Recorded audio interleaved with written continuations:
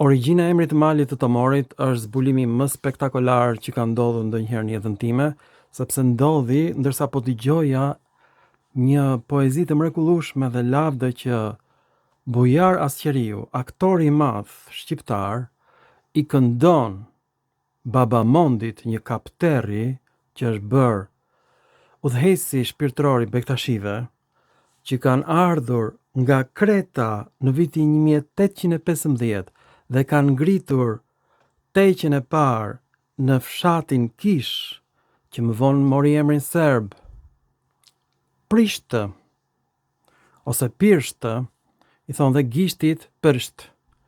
Prishtë i thonë gjithashtu dhe fluckës që del në gisht, fluckave të ujit, të qelbura, i thonë serbët. Ky është emri i fshatit Prishtë dhe emri Kish është shndruar në teqe. Këta Bektashit ishin të internuar nga Turqia, disa pianec, kodosh, për në Kret, dhe këta me emra grek vinë në Shqipëri dhe i ndrojnë emra turq.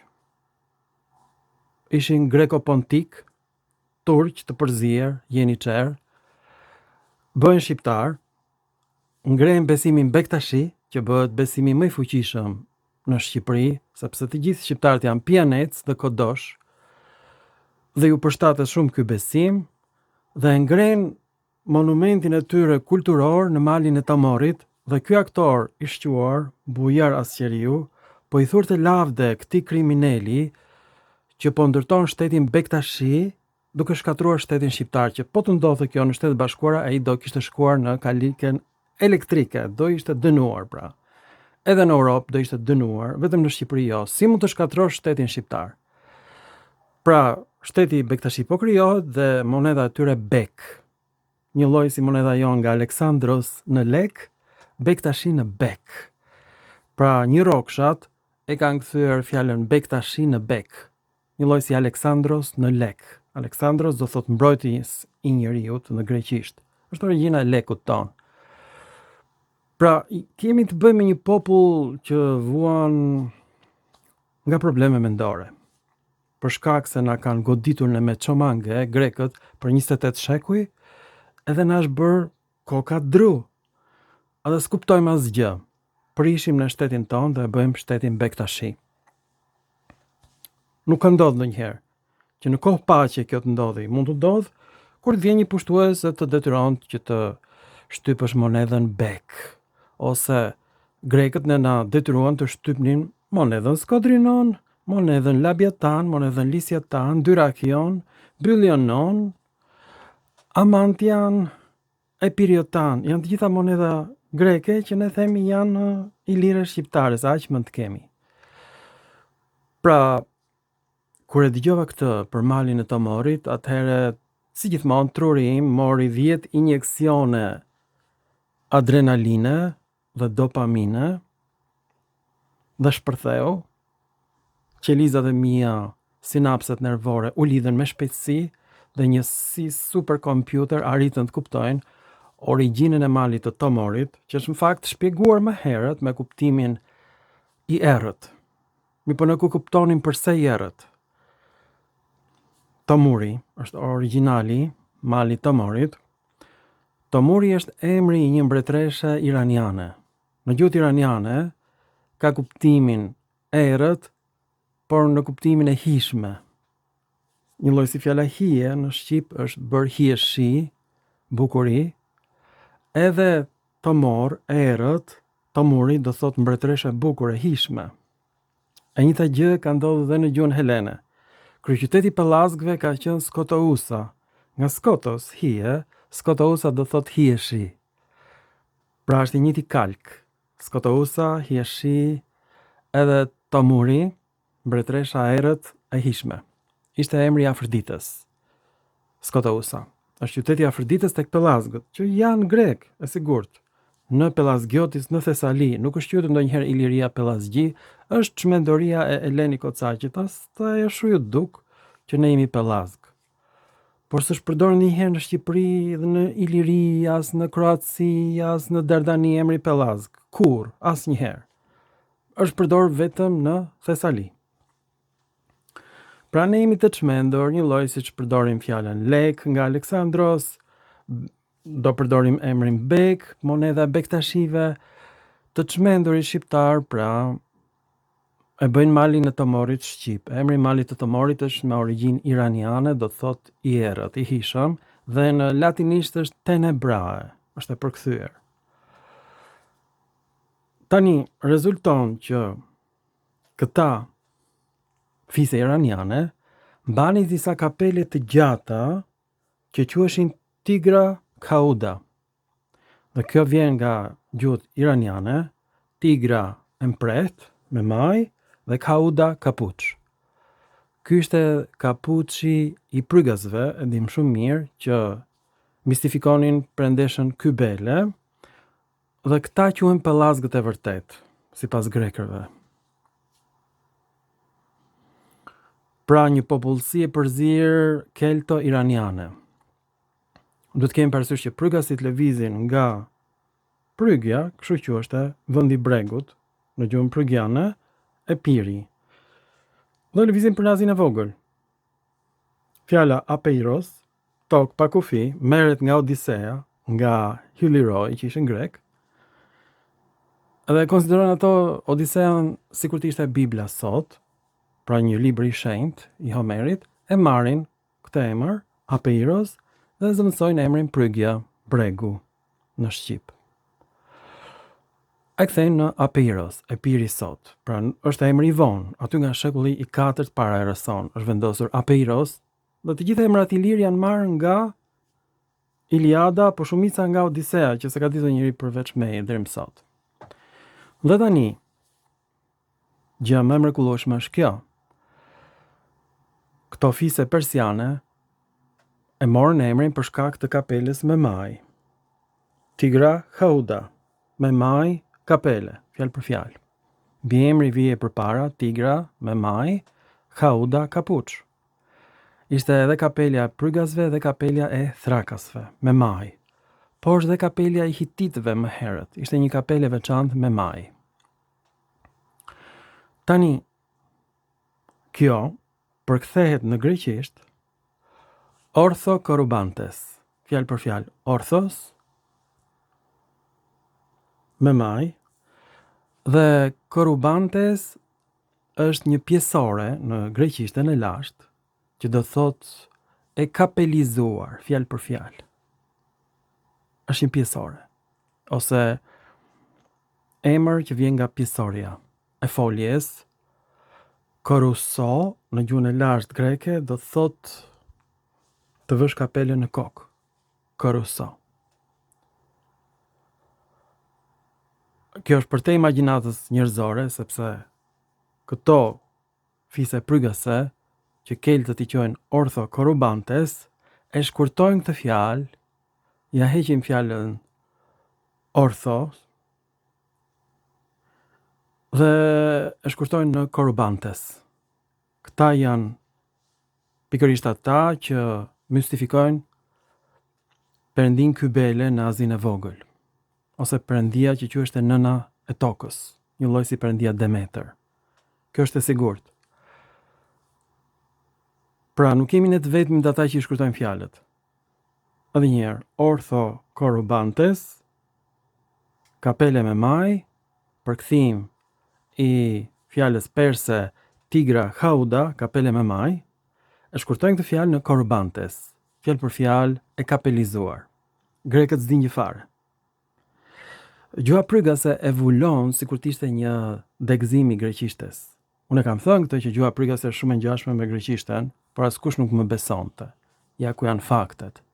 Pastaj e shkurtojnë këtë fjalë akoma më tepër në abantes.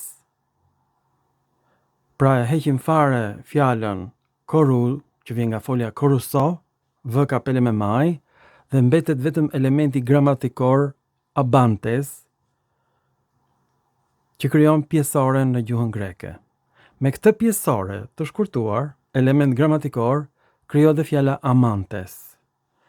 Homeri, që nuk e kupton fare këtë fjalë, se s'ka kuptim në greqisht, është thjesht një pjesore, element gramatikor, mendon që kjo vjen nga fjala abas, baba.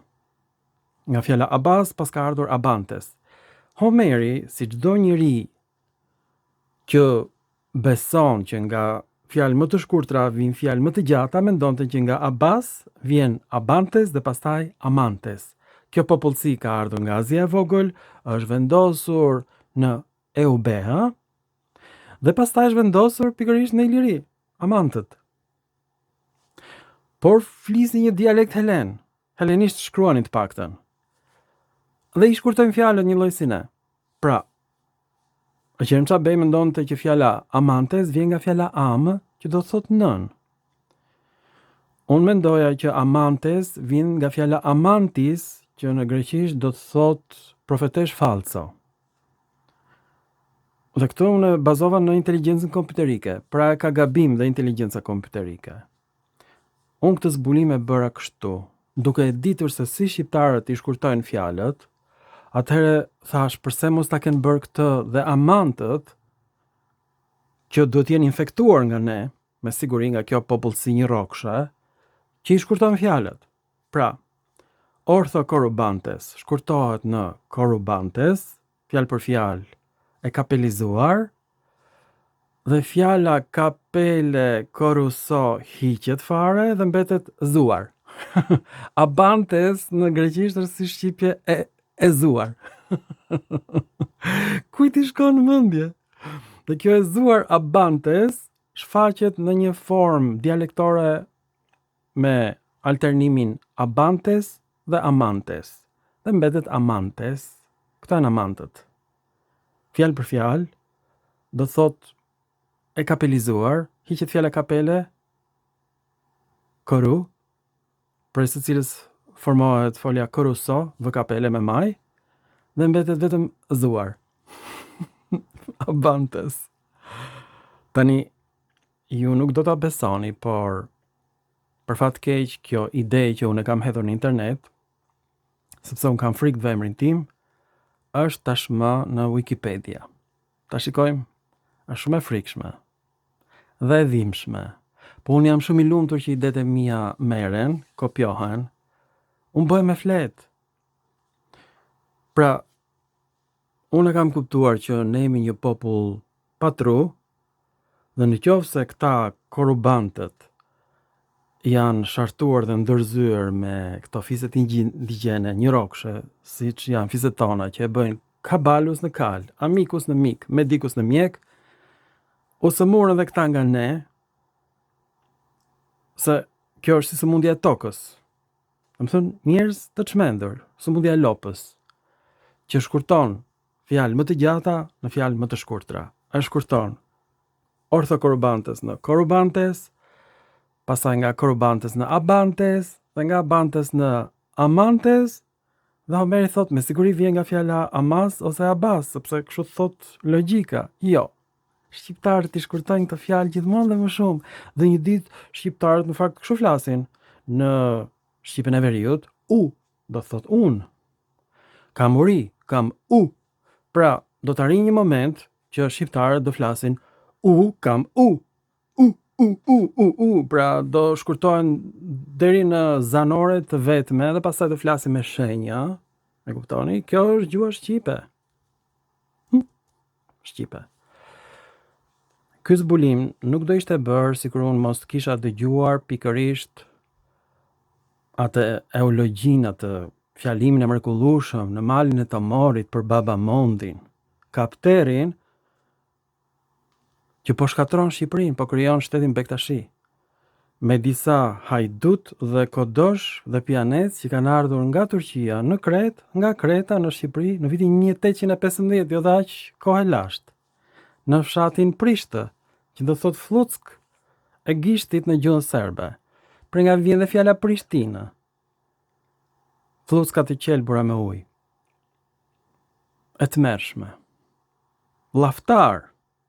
Çfarë është gjua shqipe, çfarë është areali shqiptar? Është vendi i njerëzve një rokësh. Është e tmerrshme. Ja ta shikojmë bashkë se si u bë ky zbulim. Të dashur shqiptar, tashmë ky zbulim është në Wikipedia. Këto fise iraniane e quheshin Saka Tigra Hauda, fjalë për fjalë, fiset Saka iraniane, në shekullin e 8 para Rëson, vendosen në zonën pontike, pastaj në detin Kaspik vendosen këto forca, pastaj kalojnë dhe në Kaukaz dhe pushtojnë të gjithë Azinë qendrore. Është e frikshme. Prej emrit të mbretëreshës së tyre, Tomyris, vjen origjina e fjalit Tomur, emri Tomorit, do të thotë e hishme, e errët. Është emri i Afroditës. Në gjuhën greke kjo është Skotousa, Hieshia, fjalë për fjalë, është emri i kryeqytetit të Pellazgëve në Thesali, ndërsa në gjuhën perse ishte Tomuris. Kjo është përtej imagjinatës njerëzore. Mali i Tomorit ka kuptimin mali i errët në gjuhët iraniane dhe gjuha shqipe është në fakt shumë e ngjashme me gjuhët iraniane. Fjala demon i përket një gjuhe iraniane, për së cilës sot ka mbetur vetëm 500 folës, është pothuajse e zhdukur. Është i lloji si në shqip dhe në gjuhët iraniane, fjala demon është krijuar me mjete fonetike iraniane, po jo vetëm kjo fjalë, edhe fjalë të tjera të trashëguara janë me origjinë iraniane. Pra gjuha shqipe ka fjalë iraniane, por ka gramatikën e latinishtes mbas pushtimit nga perandoria romake. Është prishur gjuha jon, por fjalët e trashëguara i ka nga gjuhët iraniane. Dhe emri Tomorit, pra, megjithëse ngjan si emër grek, është me origjinë iraniane dhe tani do të shikojmë pra që emri i këtyre fiseve, e shikoni, janë ata që mbajnë kapele me majuc. Dhe kjo kapele me majuc quheshte në gjuhën persiane tigra me maj dhe kauda i thonin kësaj kapeles ose kapeles prygiane. Ishte edhe kapelja hitite, shumë e veçantë. Pra kjo quhet kapele prygiane dhe për prygasit pra, këtë emër e përkthejnë grekët në orthokorubantes, që është një pjesore për ata që din greqisht. Kjo lloj mënyre pjesore krijohet në dialektin jonik, jo në greqishtën e sotme, por nuk është në gjuhën e Homerit, pra s'është e domosdoshme që Homeri të përmendi çdo lloj emri. Tani Homeri përmend emrin Abantes. Emri Arbantes ka ardhur kështu: orthokorubantes, që fjalë për fjalë do thot ortho e ngritur përpjet në greqisht dhe korubantes nga folja koruso, vë kapele me maj. Pra orthokorubantes shkurtohet në gjuhën njirokshe, ndoshta të gjyshëve tanë, dhe bëhet korubantes. Fjalë për fjalë ata me kapele, pa fjalën maj, ortho. Pastaj kjo korubantes ishin prygas që hymnizonin perëndin Kybele, perëndin e tokës, shkurtohet në Abantes, në Eubea dhe Amantes në Iliri. Dhe nuk pas ka lidhje fare me fjalën Amantis, që do të thot një profetesh falso. Si ka mundësi që askush s'mund ta bënte një zbulim të tillë, as inteligjenca artificiale. Shumë e thjesht, askujt nuk i shkonte në mendje që një rokshit shqiptar do e bënin Aleksandros lek dhe Bektashi bek, monedha e bektashianëve, dhe askush nuk e shkatron vetjen e vetë dhe shtetin e vetë siç e bëjmë ne shqiptarët, askush në botë. Dhe në theshtata nuk ka ndodhur në asnjë vend të botës, as në vendet afrikane. E kuptoni sikur jemi ne njerëz pa tru. Kjo është ideja e shqiptarit. Kjo është etimologjia e emrave në shqip, ose të këtyre amantëve, abantëve, çfarë dreqin ishin. Këta i shkurtojnë emrat grek nga orthokorubantes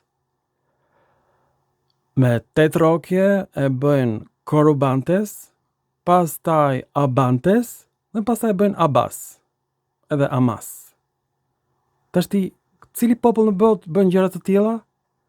E pra, një rokshat. Kabalus në kal, amikus në mik, medikus në mjek. Ja ku ke një rokshat, edhe sot e kësaj dite. Kuptohet që unë këtë ide kam hedhur më përpara, po Mëziu Gjaku u lidhen të gjitha bashk në malin e Tomorit, sepse grekët mendojnë që është emër grek, por nuk është grek, nuk e shpjegojnë dot. Fjalën Tomuri do të thotë vendierët ose hieshi, fjalë për fjalë. Këtë ide ka hedhur Norbert Jokli dhe pas ka patur të drejtë është emri mbretëreshës iraniane me kuptimin e hishme, e errët, nga fjala hije, e errët. Ju falenderit për vëmendjen, pra Tomori është emër iranian, jo grek, dhe Abantët janë fisi iraniane, por me emër grek. Me emër grek, orthokorbantes. Bëhen korbantes, pastaj abantes. Amantes. Shikon, asnjëri se bënte dot këtë zbulim, vetëm njëri që e kupton që shqiptarët janë një popull i degeneruar. Ju falenderit për vëmendjen dhe mirupafshim në filma të tjerë shkencor.